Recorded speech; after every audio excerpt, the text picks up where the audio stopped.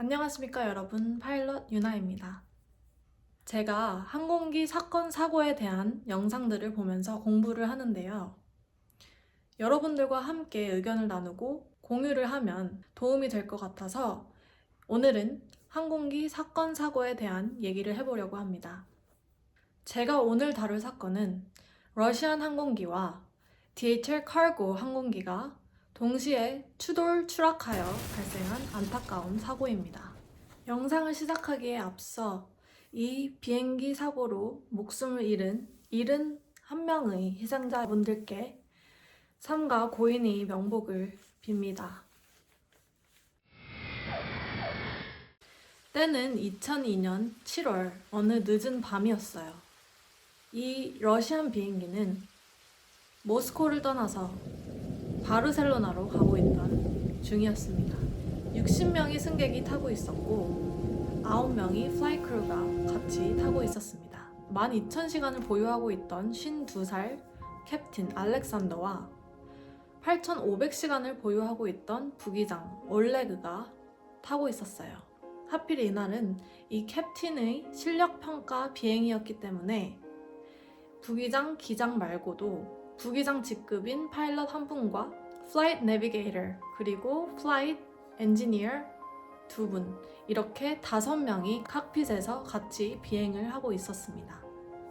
한편 DHL 카고 항공기는 이탈리아에 있는 벨가모에서 벨기움으로 비행을 하고 있었습니다. 이 비행기에는 12,000시간을 보유하고 있던 영국인 캡틴 필립스와 6,600시간을 보유하고 있었던 부기장 캐나다인 브렌트가 타고 있었어요. 만일 두 비행기가 충돌 위험이 있으면 그 비행기가 가고 있는 충돌 코스를 collision course라고 합니다. 이 두 비행기는 같은 고도인 36,000피트에서 같은 collision course에 있었습니다. 한편 이 두 비행기가 지나가고 있었던 에어스페이스는 독일 땅이었지만 국경선 주변이었기 때문에 스위tzerland의 개인 관제 기관인 스카이 가이드가 관제를 하고 있었어요. 이날 이 에어스페이스를 관제하고 있었던 관제사의 이름은 피터 니엘슨이었습니다. 이 관제사는 같이 일하고 있던 다른 옆에 앉아있던 관제사가 낮잠을 자러 가는 동안에 대신 그 사람의 워크스테이션을 봐주고 있어서 두 개의 워크스테이션에서 동시에 일을 하고 있었습니다. 하필 그때 시스템 메인테넌스가 이루어져서 레이더가 조금 딜레이가 됐었고 전화가 되지 않았습니다. 이때 다른 스테이션에서 일하고 있었던 다른 관제사가 이 두 비행기가 콜리전 코스에 있다는 것을 목격을 하게 됩니다. 그래서 피터한테 전화를 하려고 하지만 전화가 먹통이었어요. 이때 러시안 파일럿들이 티켓스 레이더 안에 있는 가까운 비행기 한 대를 포착하게 됩니다. 이 같은 시간에 DHL 파일럿들도 이 러시안 항공기를 포착을 하게 됩니다. 티켓스를 통해서 말이죠. 여기서 말하는 이 티켓스라는 시스템은 비행기에 탑재되어 있는 Traffic Alert and Collision Avoidance System인데요. 충돌 위험 가능성이 있는 가까이에 있는 비행기들을 고도와 방향을 레이더에 띄우고 보이스 지시를 통해 Resolution Advisory를 주는 충돌 위험을 알려주는 시스템입니다. 충돌하기 1분 전 뒤늦게 관제사 피터는 이 위험천만한 순간을 레이더로 목격을 하게 됩니다. 그리고 다급히 이 러시안 항공기에 통신을 하게 되죠. Flight 2937 Expedite Descent Flight Level 350 이렇게 다급하게 지시를 내리게 돼요. 하지만 그와 동시에 티켓스는 climb 계속 클라임을 하라고 지시를 합니다. 이 5초도 안 되는 짧은 시간 안에 디시전 메이킹을 해야 하는 상황입니다. 만약 여러분들이 이 비행기의 기장이시라면 어떻게 하시겠습니까? ATC 말을 들어야 할까요? 아니면 티켓스의 지시를 따라야 할까요? 이 러시안 캡틴은 조금 더 다급해 보이는 ATC의 말을 듣기로 합니다. 그리고 하강을 시작하죠. 하지만 이 티켓스의 시스템 특성상 만일 한 비행기를 올라가라고 지시를 했으면 다른 비행기는 내려가라고 지시를 합니다. 그렇게 해서 이 콜리전을 피할 수 있게 도와주는 시스템이에요.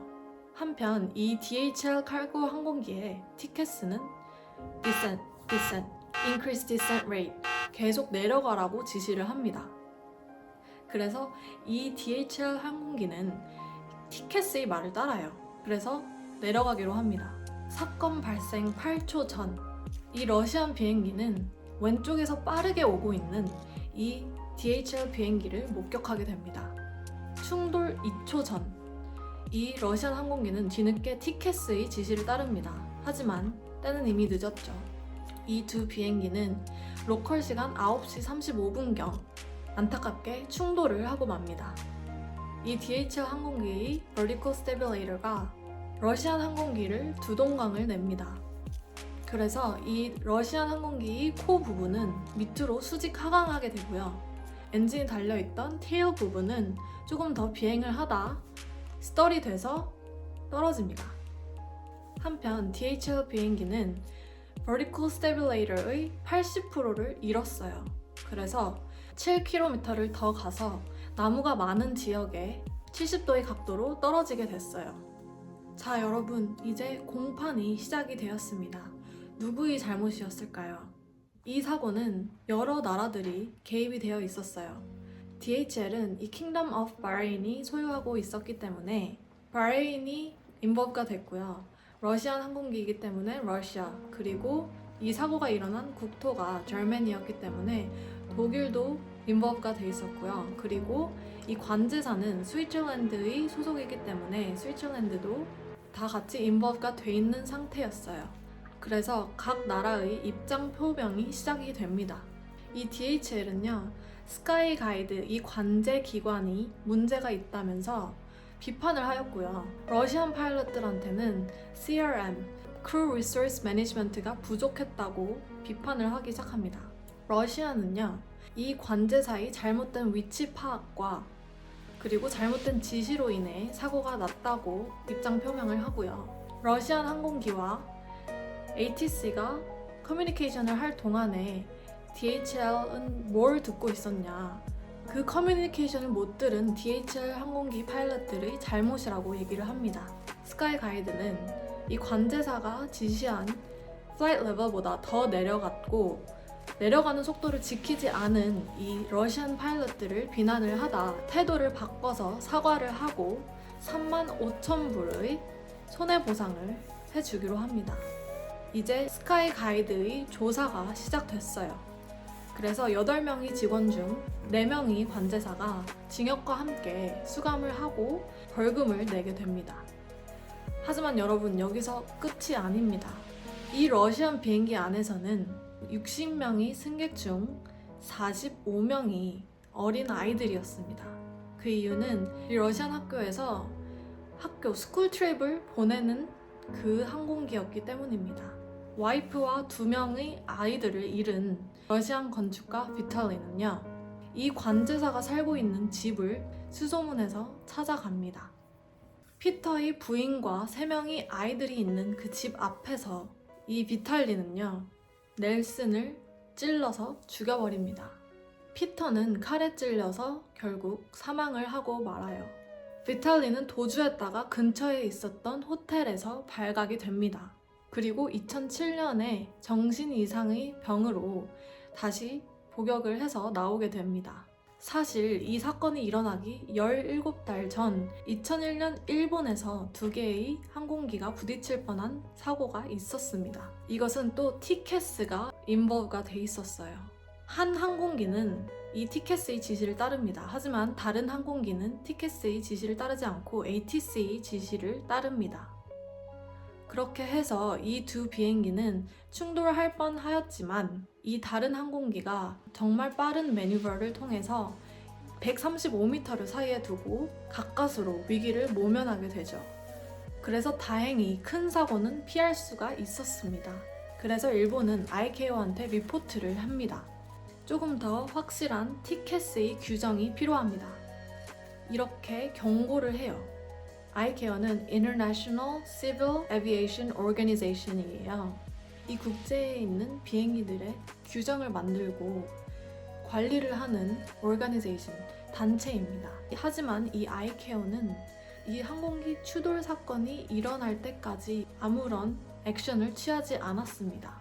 만약 아이케어가 이 일본이 사고가 날 뻔한 리포트를 보고 정확한 룰과 레코멘데이션을 모두에게 알렸었더라면 오늘 말씀드린 이 추돌 사건은 발생하지 않았을 거라고 저는 믿고 있습니다. 이 공중 추돌 사건이 일어난 후에야 아이케어는 규정을 바꾸고 티켓을 업그레이드를 하라고 지시를 합니다. 여러분은 이번 사건 어떻게 생각하시나요? 이 사고 영상을 보면서 저는 마음이 너무 아팠어요. 무엇보다 이 비행기 안에 45명이 어린아이들이 탑승을 했기 때문에 빛도 보지 못하고 하늘나라로 가버린 그 아이들이 정말 저는 너무 안타깝다고 생각이 들었습니다. 제가 이 영상을 보고 정말 느낀 점이 정말 많았었던 것 같아요. 일단 첫 번째로 항상 ATC 말을 따를 필요는 없다는 것을 배웠습니다. 저희는 항상 ATC가 지시하는 곳으로 따라야 하는 그런 거에 더 익숙해져 있는 상태이기 때문에 그런 상황이 왔을 때 저라도 만약에 그런 레귤레이션이 없었더라면 ATC 말을 따랐을 것 같아요. Pilot in Command가 생각하기에 세이프티에 지장이 있을 것 같으면 PIC 권한을 사용할 수가 있습니다. 그렇기 때문에 ATC 말을 거역을 해도 괜찮습니다. 리포트는 나중에 써야 되겠지만 그렇게 해서 리스크를 줄여야 합니다. 그리고 TKS 뿐만이 아니라 다른 시스템들도 리미테이션을 알아야 한다는 생각을 했어요. 왜냐면 이 TKS는 리미테이션이 있습니다. 만일 한 비행기가 밑으로 가라고 지시를 했으면 위로 가라고 지시를 한다고 했잖아요. 근데 이 비행기가 말을 안 듣고 밑으로 가고 있으면 이 비행기한테 다시 위로 가라고 리버스를 합니다. 만약에 이 비행기가 100피트가 안 되면 이 리버설 시스템은 작동이 되지 않습니다. 그렇기 때문에 이번 사건에서도 같은 방향으로 향하고 있음에도 불구하고 그 시스템은 작동되지 않았어요. 100피트 안에 있었기 때문이죠. 그런 리미테이션을 알아야 할 필요가 있다고 저는 느꼈습니다. 이 TCAS라는 시스템은 안전에 대한 걱정도 많습니다. 그 이유는 이 TKS는 ATC가 가지고 있는 시스템보다 인디펜던트인 시스템이기 때문에 이 ATC랑 링크가 되지 않습니다. 그렇기 때문에 ATC는 이 TCAS가 위로 올라가라고 했는지 밑으로 내려가라고 했는지 그거를 알 도리가 없어요. 그것도 그렇고 이 TCAS는 maximum altitude보다 더 위로 올라가라고 할 수도 있습니다. 아니면 밑으로 더 내려가면 안 되지만 더 밑으로 내려가라고 할 수가 있습니다. 밑에는 obstruction이 있을 수도 있고요. 그래서 그런 terrain 위험 가능성이 있는 거에 대해서 이 TCAS의 시스템은 알지 못하기 때문에 위험할 수가 있는 상황입니다. 그리고 또 이 TCAS를 인스톨 하는데 좀 비싸요. 가격이 나가기 때문에 사람들이 이 티켓을 설치를 하는 거를 좀 꺼려할 수가 있습니다. 그렇게 된다면 이 티켓을 설치를 안 하면 다른 비행기들은 티켓 시스템 상에 안 뜨기 때문에 위험할 수가 있습니다. 그래서 이 티켓에 관한 레귤레이션이 딱 정해졌어야 했다고 저는 생각이 됩니다. 물론 이때는 티켓스가 나온 지 얼마 안 된 상황이었기 때문에 이런 규정이 없는 건 어떻게 보면 당연하다고 생각을 할 수도 있을 것 같아요. 하지만 이 사건 사고를 통해서 티켓의 리미테이션을 알고 규정이 생겼기 때문에 정말 저는 다행이라고 생각을 합니다. 그래서 현재는 이 티켓스와 ATC 둘 중에 한 개의 지시를 따라야 한다면 티켓스를 따르는 게 규정으로 정해져 있습니다.